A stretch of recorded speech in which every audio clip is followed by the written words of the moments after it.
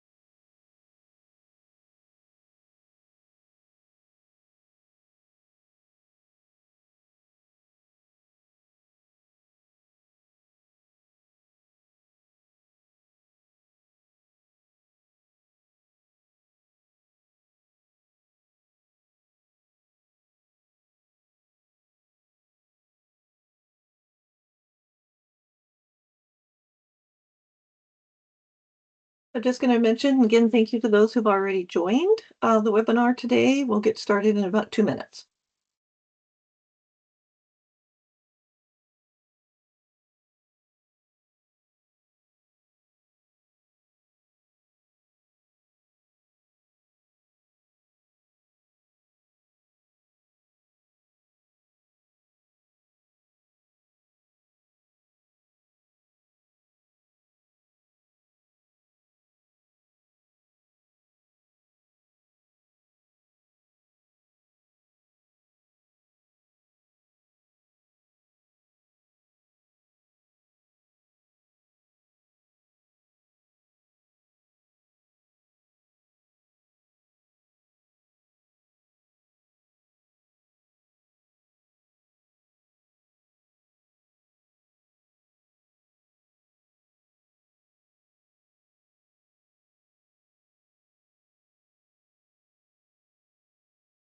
It's at the top of the hour. We're just going to give another minute or so for folks to join. We do have a large number of attendees for today's webinar.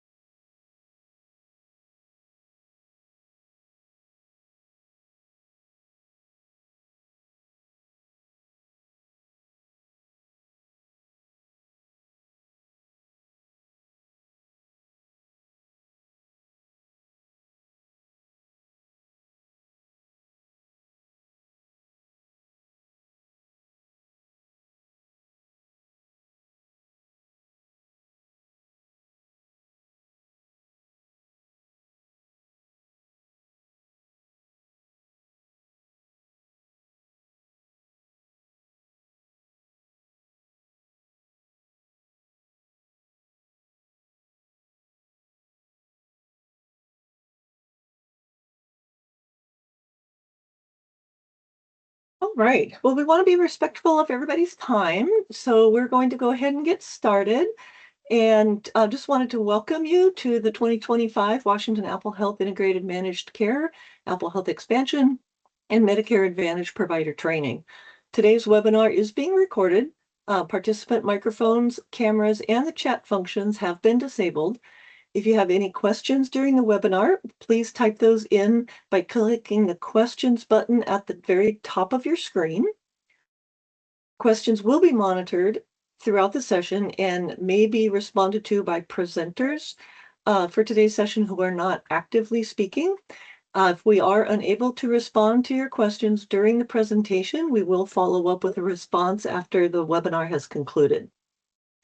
My name is Valerie Martinolich. I'm the Compliance Officer for United Healthcare Community Plan of Washington, and I will be your facilitator for today's webinar. Today, I am joined by representatives from Community Health Plan of Washington, Molina Healthcare of Washington, Coordinated Care of Washington, and WellPoint Washington, Inc.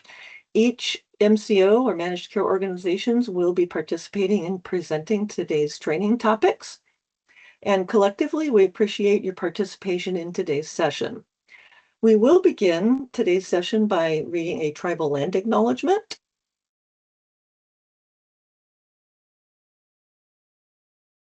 We profoundly acknowledge and respect the inherent sovereignty of federally recognized tribes in Washington state. In our efforts to promote high-quality healthcare, we honor the tribe right of self-governance, holding in deep esteem the government-to-government relationships existing between the state and the tribes, a bond reiterated by the Centennial Accord established by RCW 43.376. We heartily commit to enhancing our coordination, collaboration, and communication with tribal health programs and providers in providing health equity. Our activities are driven by an intent of respect, understanding, and recognition of the deeply rooted traditions and values of the tribal communities. And if you'd like to learn more about tribal lands that you may occupy, you can visit the link that is provided on the slide, and you will be provided with these slides, or you can text 855-917-5263 and enter your zip code.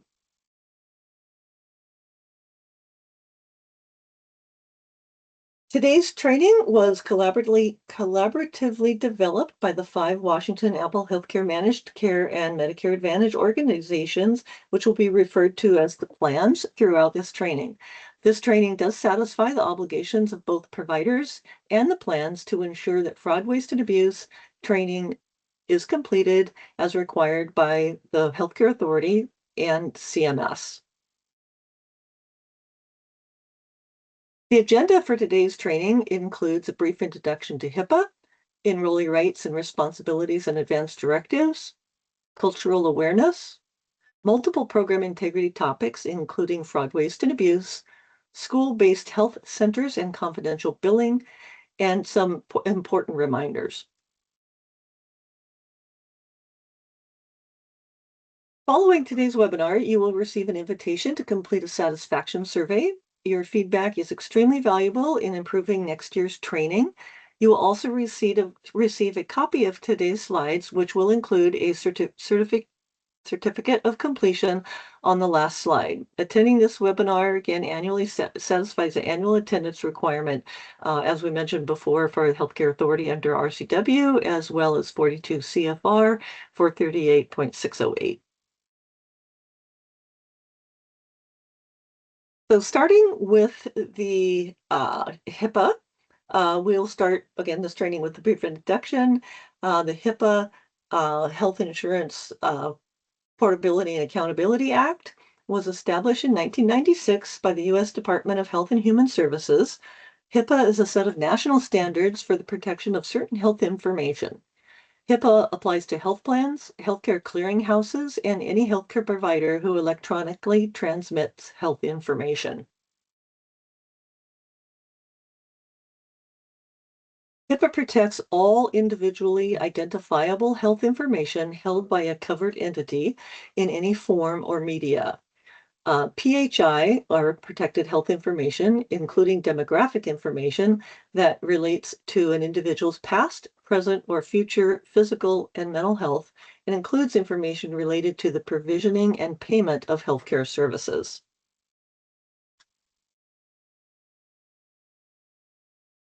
Failure to comply with HIPAA standards may result in civil monetary penalties or criminal prosecution by the Department of Health and Human Services Office for Civil Rights, otherwise known as the OCR, and penalties may vary depending on the date of the violation, whether or not the covered entity knew or should have known of the failure to comply, or whether or not the covered entity's failure to comply was due to willful neglect.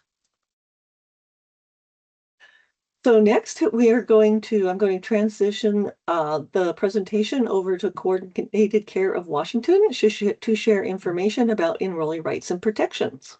Coordinated Care? Thank you, Val. Good afternoon, everyone. My name is Lilia Cruz. I am the Senior Provider Engagement Account Manager for the Yakima and Kittitas County at Coordinated Care. I'm excited to be here today to walk you through the Enrollee Rights and Advanced Directives section. Okay, so let's begin. Enrollee rights and protections. Plans must comply with applicable laws governing enrollee rights and responsibilities It is important that employee, providers, and enrollees understand their enrollee rights and responsibilities. Enrollees are free to exercise these rights. Exercising these rights must not adversely affect the way the plans, contractor providers, or other subcontractors treat enrollees. Enrollees have the right to make decisions regarding their health care, including the rights to refuse care. This includes physical and behavioral health issues. Inform about available treatment options and alternatives regardless of cost in a manner that is understandable to them. Choose and change their primary care provider. Request a second opinion from another contractor provider. Obtain services within specified appointment standards. Be treated with respect, dignity, and privacy. Discrimination based on race, color, national origin, gender, sex, sexual preference, age, religion, creed, disability, or immigration status is not tolerated. Speak freely about their healthcare and concerns about adverse results. Have their privacy and protected health information remain confidential. Request and receive a copy of their medical records and to request corrections be made as necessary.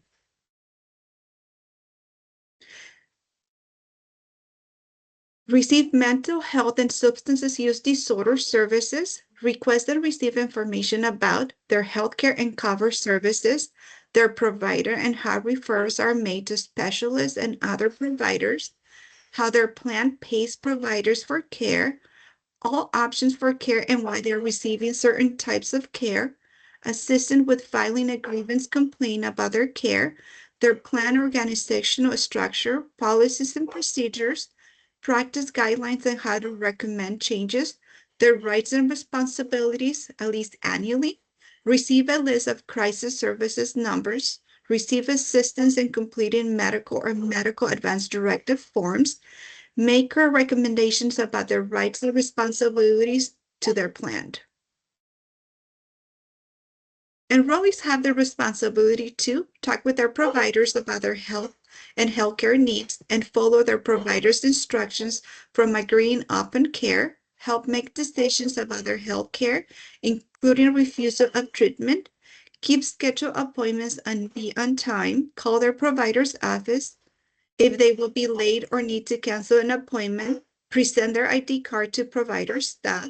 Be respectful to their providers and provide them with the information they need to be paid for providing services, what services are covered and uncovered by their plan, learn about their health, and take care of it in making agreeing open treatment plans and goals whenever possible.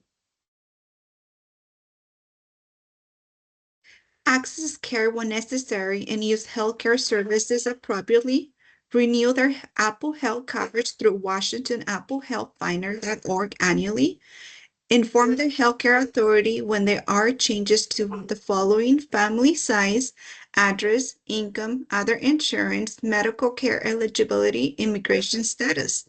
Inform the Social Security Administration when there are changes to the following: address, income, other insurance, Medicare eligibility. Advanced directives. Plans must comply with all applicable laws governing advanced directives. It is important that plan employees, providers, and enrollees understand their rights regarding advanced directives. Enrollees are free to exercise their right to establish an advanced directive and revoke their directive at any time. An advanced directive means a written instruction documenting an individual's healthcare choices. The advanced directive informs providers and family members the type of care the enrollee does or doesn't wish to receive in the event the enrollee loses consciousness, can no longer make healthcare decisions, is unable to tell their providers or family member what type of care they do or do not wish to receive, wishes to donate organs after they're dead. An advance directive allows an enrollee to designate someone to represent them or speak on their behalf if they are incapacitated. Helps protect the enrollee loved ones or the providers from having to make difficult medical decisions on their behalf. An enrollee may create or revoke an advance directive at any time. An enrollee should speak with their providers, family, friends, and those close to them prior to documenting their healthcare wishes. An enrollee can obtain additional information about advance directives from their plan customer service team and website, their providers and attorney, their member handbook, their evidence of coverage. An enrollee may ask to review plan's advance directive policies, file a grievance with their plan, the HC8, or Medicare if an advance directive is not followed. Providers, including hospitals and nursing facilities, have the obligation related to advance directives to maintain a written advance directive policy and procedures, provide information to the enrollee or authorized person in writing or orally in a language the enrollee understands. The rights to an advance directive if the enrollee is incapacitated when admitted to a facility. Review an enrollee medical records prior to admission to determine if a member has an advance directive, not refusing care, discriminating or placing condition of care based on an advance directive. Maintain the enrollee's advance directive in their medical records. Providers must honor an advance directive. In the event a facility or individual practitioner has a policy or practice that will keep them from honoring an advance directive, advise the enrollee in advance or when admitted or of existing conscientious objections. Prepare and keep a written plan of intent of actions if the enrollee chooses to stay with the provider. Make a good faith effort to transfer the enrollee to another provider who will honor their directive.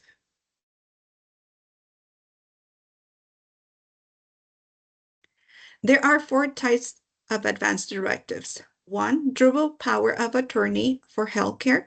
This needs another person to make medical decisions for the enrollee if they are unable to make decisions themselves.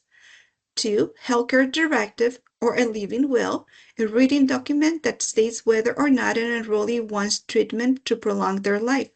An enrollee may document their request to die naturally. 3, mental health advance directive allows a person with capacity to state mental health treatment preferences in a legal document that will govern during periods of incapacity. Number 4, organ donation request allows an enrollee to donate their organs after death. A valid mental health advance directive must be in written, include language indicating a clear intent to create a directive, be dated and signed by the patient or be dated and signed in the patient's presence at his or her direction, state whether the directive may or may not be revoked during a period of incapacity, be witnesses in written by at least 2 adult witnesses substantially conform to the statutory format. Providers must know and follow applicable regulations regardless of advance directives, mental health advance directives, and are expected to comply with a member advance directive appropriate to their available services. MCOs may request provider assistance in obtaining copies of an advance directives when a member indicates they have an advance directive or are requesting assistance in creating an advance directive. What is POLS? Physician orders for life-sustaining treatment. A physician order that outlines a plan of care reflecting a patient's wishes concerning care of life end. The orders contained within a POLS must be honored across care setting and may be used by EMTs, physicians, nurses in the emergency department, hospital, nursing facility, etc. The enrollee's medical records must clearly document in a prominent part whether the individual has executed an advance directive or received a POLS.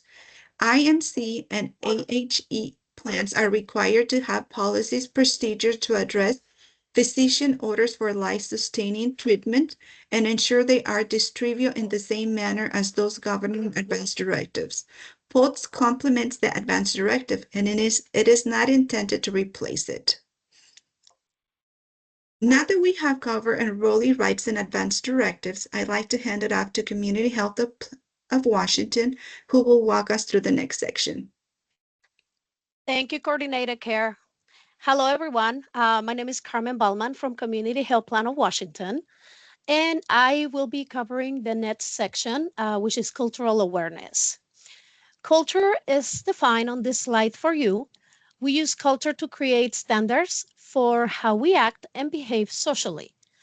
In order to provide effective care for all people, providers and staff are expected to continually increase their knowledge, skills, and attitudes with sensitivities to diverse cultures.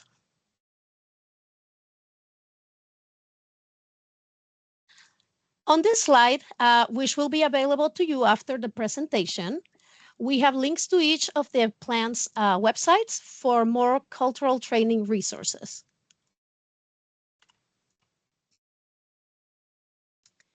Program integrity has required by the State of Washington Healthcare Authority, or HCA, and the Centers for Medicare and Medicaid Services, CMS, plans maintain fraud, waste, and abuse programs to prevent, detect, and correct fraud, waste, and abuse in Medicaid and Medicare programs.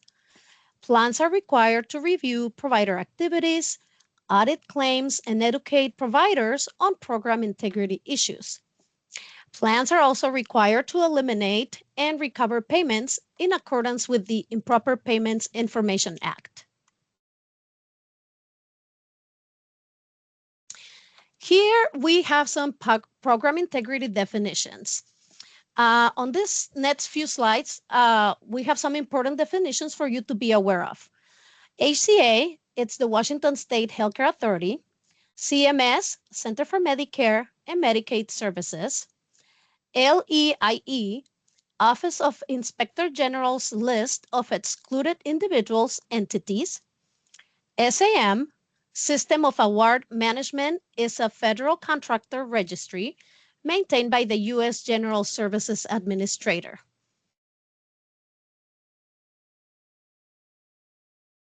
The OIG, Office of the Inspector General, conducts independent and objective audits and investigations related to Department of Health and Human Services programs and operations to prevent, detect waste, fraud, and abuse. MFCD means the Washington State Attorney General's Medicaid Fraud Control Division that investigates and prosecutes abuse of clients or fraud committed by any entity. IMEDIC, Investigations Medicare Drug Integrity Contractor. CMS contracts with an IMEDIC to detect, prevent, and proactively deter fraud, waste, and abuse in the Medicare Part C and D. MAO, Medicare Advantage Organization, which are listed on the slide. And MCO, Medicare Managed Care Organizations, which are listed on the slide. Disclosure of ownership and control interest form. Providers must complete a disclosure of ownership and control interest form with the HCA as part of the Medicaid provider enrollment process. Plans are required to collect detailed disclosure of ownership and control interest forms from subcontractors with an ownership or control interest of more than 5%. Significant business transactions.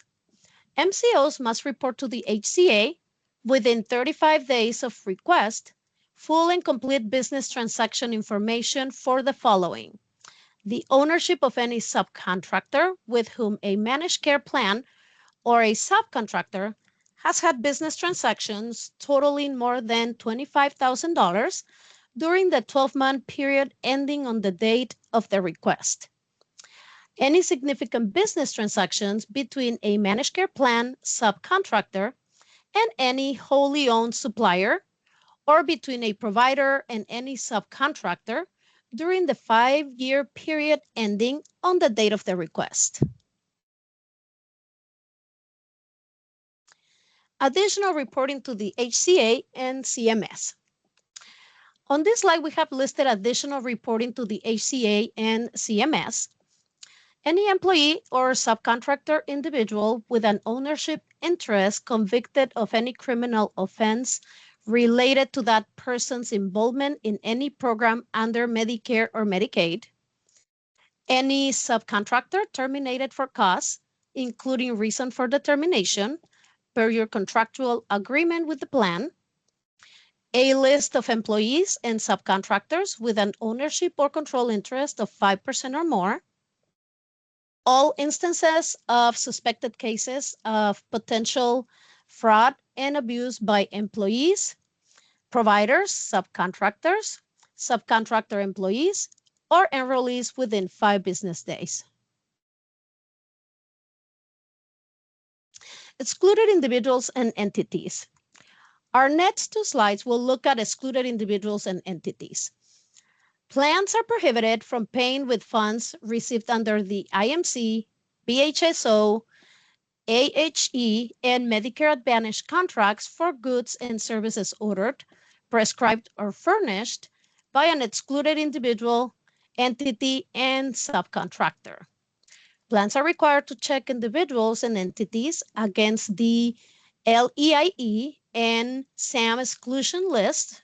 You can refer to slide 25 prior to entering in a contractual agreement or hiring a workforce member. Plans are also required to check all individuals, entities, or subcontractors at least monthly. Plans are required to immediately terminate any contractual and contract control relationship and recover any payments for goods and services that were paid to an excluded individual or entity. Additional exclusions are listed here, including excluded individuals and entities discovered in the provider application, credentialing, and recredentialing process within 5 business days of discovery. Actions taken to terminate subcontractors with an ownership or control interest discovered in the SAM or LEIE exclusion screenings. Any payments made that directly or indirectly benefit excluded individuals and entities to the HCA, CMS, and the OIG. Thank you, everyone. That's all from CHPW today. Our next presenter will be Molina.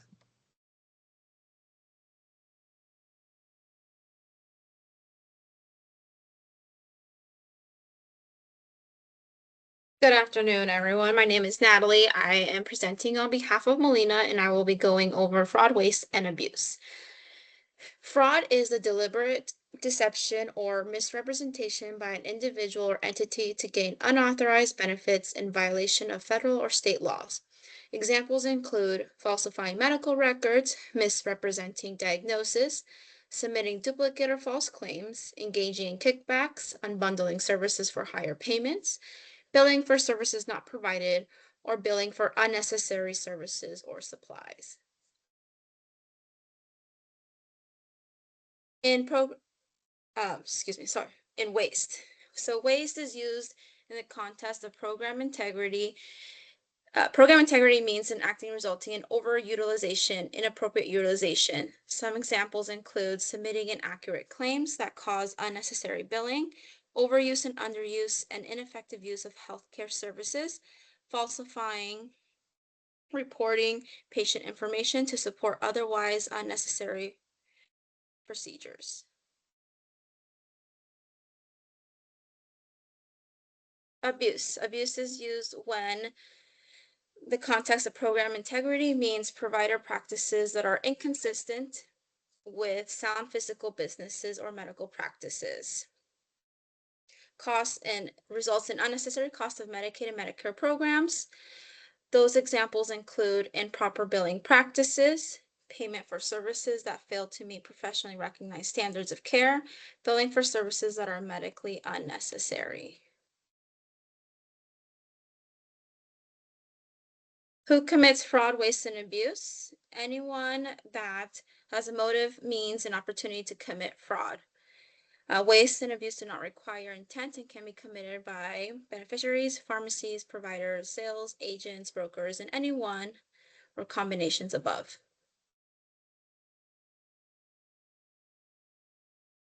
Services not rendered.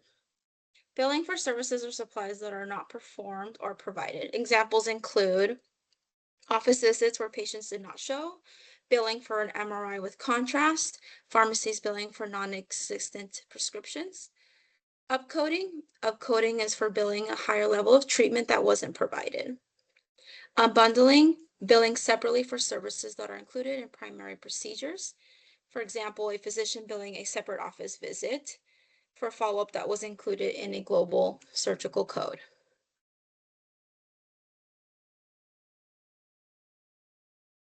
Services not medically necessary, billing for services and procedures that were not necessary.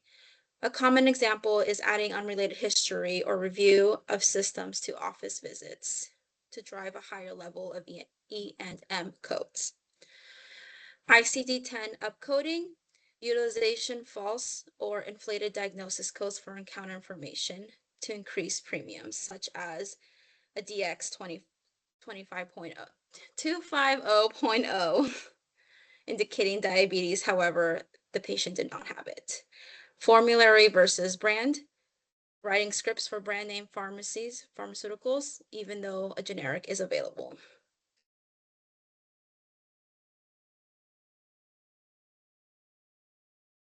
Medical identity theft and theft of services, use of medical benefits by unauthorized individuals. This can result in outright theft and collusion between parties. Some tips to battle identity theft are asking for patient verification when obtaining prescriptions or receiving medical services. Make sure you have a copy for your records, asking for signatures, reporting it to your local police and impacted plan, inform the enrollee and beneficiary.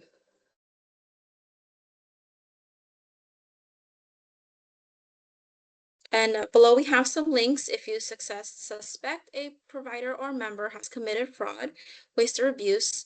It is your responsibility to report it, and you may do so anonymously in the following methods in the links.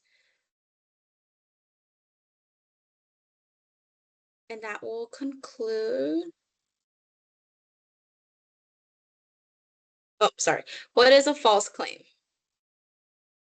A false claim is. I'll Oh, take this sorry. one. That's okay. Thank you. Hi, this is Christopher McGinnis with WellPoint. I am a provider relationship account manager. I'll be presenting the slides for the False Claims Act, school-based health centers, and some important reminders. All right, so what is the False Claims Act? The False Claims Act, or FCA, is a federal law that makes it a crime for any person or organization to knowingly make a false record or file a false claim regarding any federal healthcare program which is funded directly, in whole or in part, by the United States government or any state healthcare system. Knowingly includes having actual knowledge that a claim is false or acting with reckless disregard as to whether a claim is false. FCA was enacted in 1863 by a Congress concerned that suppliers of goods to the Union Army during the Civil War were defrauding the Army. Penalties under the False Claims Act. Violations under the federal FCA can result in significant fines and penalties. Financial penalties to the person or organization includes recovery of 3 times the amount of the false claims, plus an additional penalty of $14,308 to $28,619 per claim. The Department of Justice, or DOJ, announced that it recovered more than $2.9 billion from 558 settlements and judgments involving fraud during the fiscal year of 2024.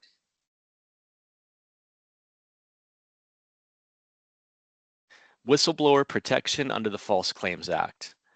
As a result of reporting possible fraud, the federal FCA protects employees who report a violation under the FCA from discrimination, harassment, suspension, or termination of employment.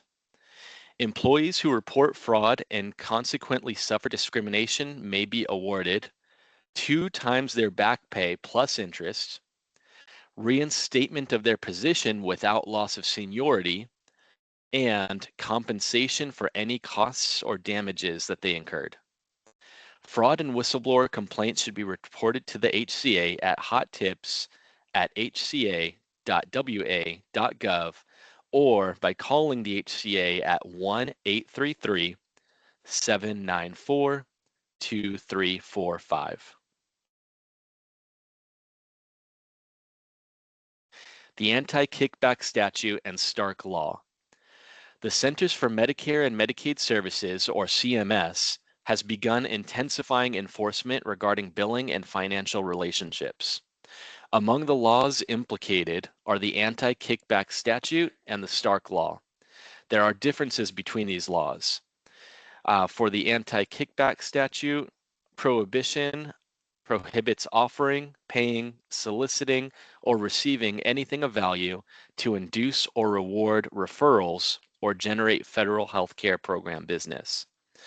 For Stark Law, this prohibits a physician from referring Medicare patients for designated health services to an entity with which the physician or immediate family member has a financial relationship unless an exception applies. For the anti-kickback statute, they can take referrals from anyone, any items or services, and intent must be proven. For the Stark Law, referrals must come from a physician, items and services are designated health services, and the intent would be no intent standard for overpayment.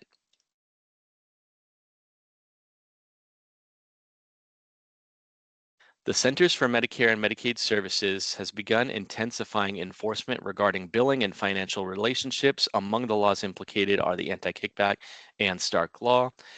So these are just continued differences between the two. The penalties for the Anti-Kickback statute, criminal fines up to $100,000, imprisonment up to 10 years, and criminal forfeiture. Civil and administrative can be a potential of $50,000 per violation.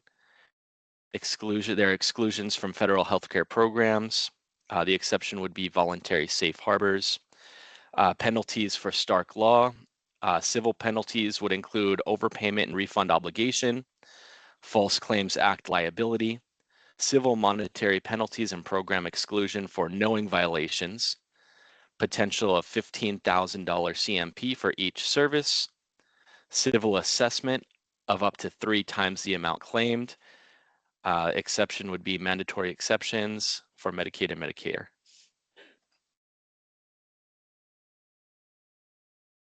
Provider payment suspension.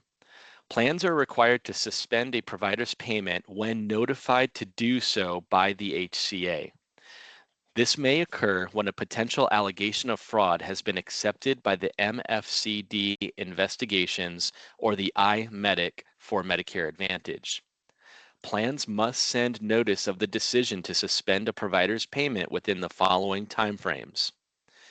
Within 5 calendar days, unless a written request is received from MFCU or law enforcement to temporarily withhold notice.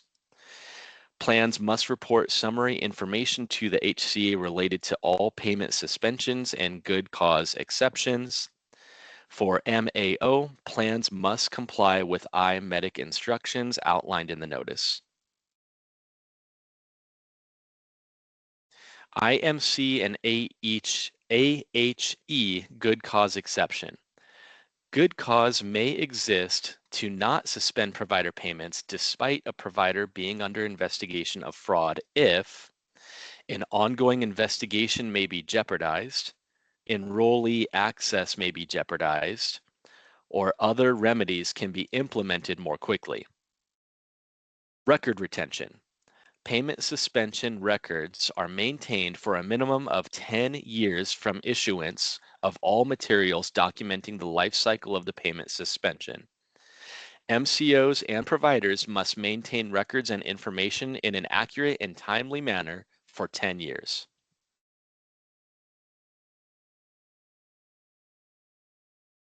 School-based health centers and confidential billing.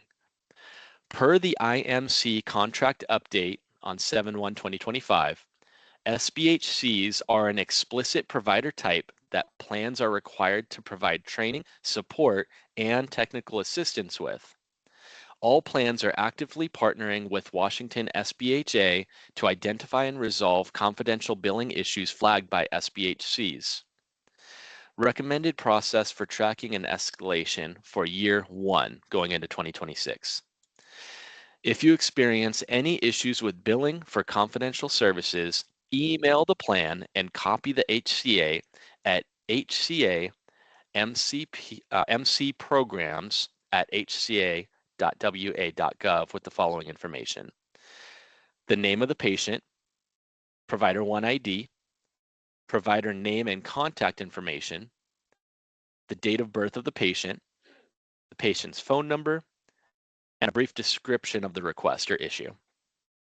The HCA will use these tickets to identify the issues with confidential billing processes to address them at MCO intensive meetings. We want providers to feel confident in billing, and this process will help us quickly identify and mitigate issues as they arise. Student information sheets about confidential billing from each plan are and will be available to all SBHCs via WA-SBHA and/or the plan.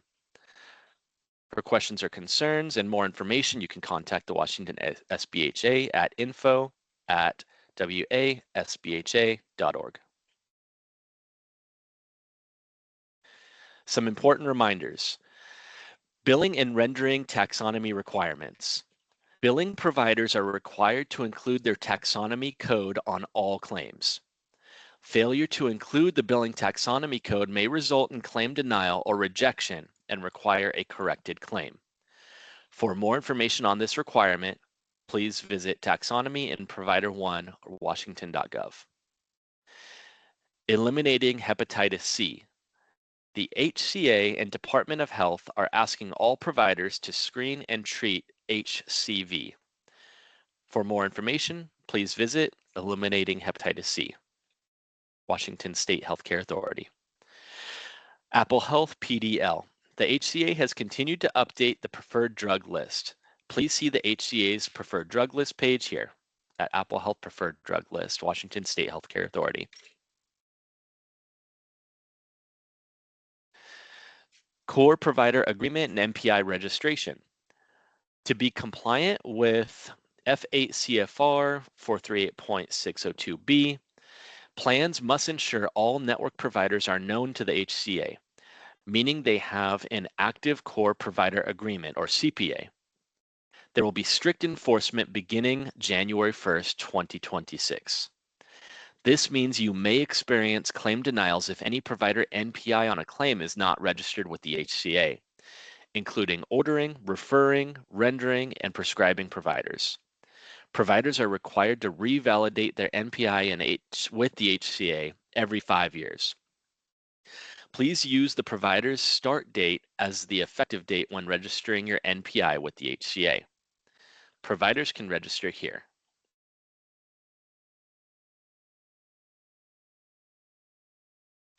Appointment availability standards.